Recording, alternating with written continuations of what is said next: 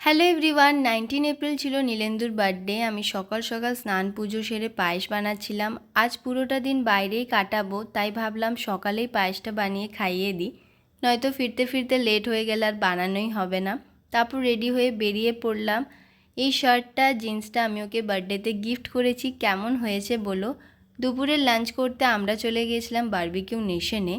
আর জানো, আগের বছর জন্মদিনে তখন সবে আমার 3-4 মাস বিয়ে হয়েছে, কিছুই সেরকম বানাতে জানতাম না, তাও ওকে একটা বাঙালি থালি বানিয়ে খাইয়েছিলাম, যেটা ওর ভীষণ পছন্দ হয়েছিল। এখানে ওর বার্থডে সেলিব্রেট হলো, তারপর আমরা এখান থেকে চলে গিয়েছিলাম একটা মলে। দেখো বিহুর জন্য কত সুন্দর একটা ডেকোরেশন করেছে। তারপর আমরা দেখলাম মুভি, তখন লাপাতা লেডিস মুভিটা চলছিল। মুভিটা ভীষণ ভালো লেগেছে, তোমরাও পারলে একবার দেখো, বেশ ভালো লাগবে। রাতের ডিনার করলাম, তারপরে বাড়ি ফিরে গেছিলাম। ভিডিওটা কেমন লাগলো জানিও, ভালো লাগলে লাইক করে দিও। বাই।